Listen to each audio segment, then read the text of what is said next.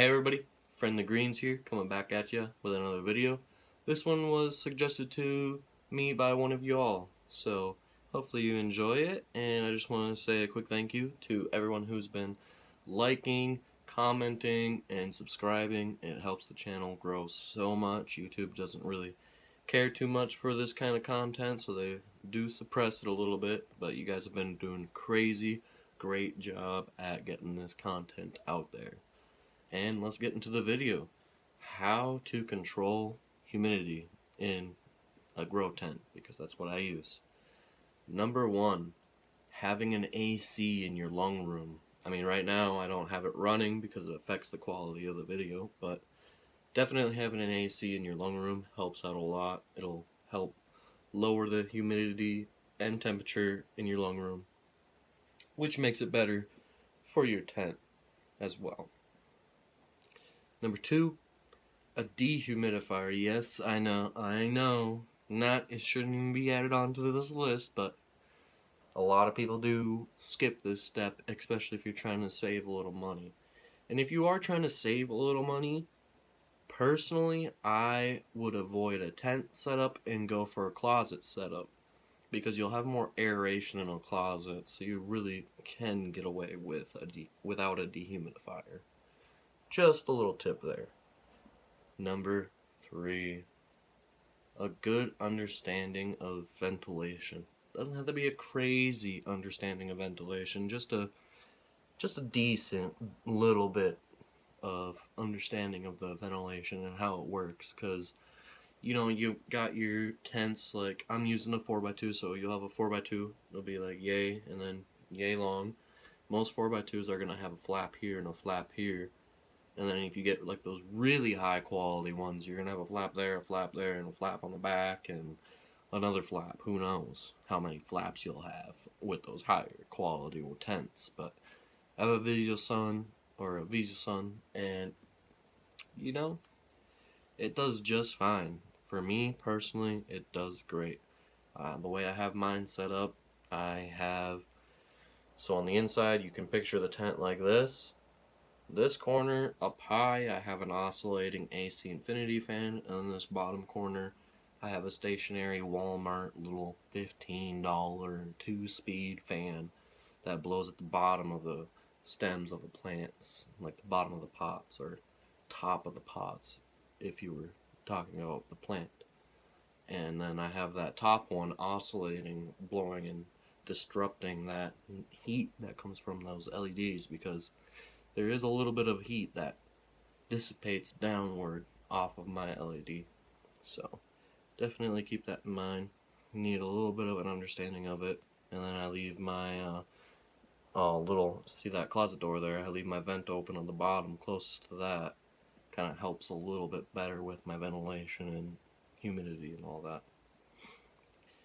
Number four, kind of as I mentioned in number three, tying in a little bit, oscillating fans.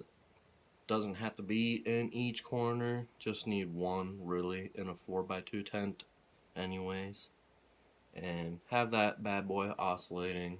Doesn't need to be cranked up depending on how many speeds your fan has. My AC Infinity oscillating fan has 10 speeds, so I have her about I think 4 or 5 speed. It's not too high right now, because I mean the plants are kind of a little on the smaller side. Hoping my next grow here is going to be a little bigger. I'm going to be using the same light I used on my first grow with the quick one for vegging them, and then I'm going to throw them in that tent, and that's going to be my flower tent. So basically in the closet there I have a little veg area set up for vegging, trying to get like a continuous grow cycle going. When I have some in veg, and then the ones that are being chopped in flower, and then I can throw those ones that are in veg into flower, so forth and so forth. Number five, removing any stagnant water inside of your tent. So like if you just watered your plants and you have a lot of runoff coming down, I would maybe take that little runoff tray and dump some of it out if you don't have fabric pots, because those fabric pots will absorb that water and that runoff very fast, especially if you've waited 2 to 3 days between watering and waited the proper amount of time depending on how thirsty your plants are. It will suck that water up right away, especially if you're using fabric pots. So you don't really need to dump that water out, but if you're using like a dehumidifier, make sure to check that every now and then. You'll have that reservoir in there that's building up that water, that's taking all that water out of the air and stuff and putting it in there. That reservoir will build up humidity inside of the tent.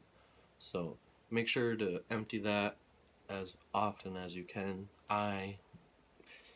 My reservoir is not very big. It's literally like this big and this wide. And I wait until about it gets like yay full. And when it gets about yay full, the humidity starts going crazy in there. Like, I'm talking spiking up to 60%, almost 70% humidity. It gets a little crazy, especially with the weather we've been having lately. So definitely keep that in mind.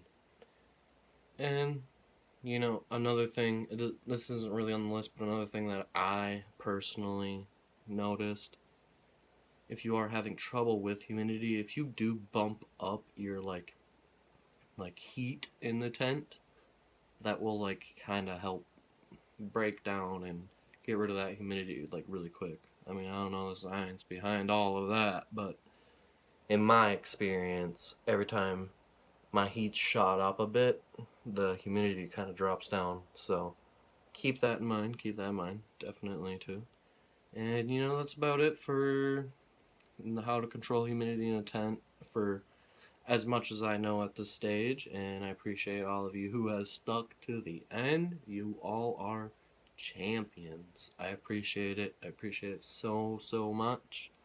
I do want to say we are nearing 500 subscribers.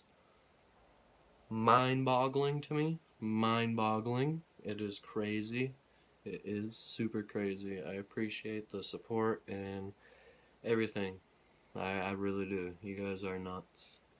And keep commenting down suggestions and stuff on like videos and whatnot. I do have another viewer's suggestion on another video that I'm going to be making here soon, so stay tuned for that. And that's about it. Later, fam.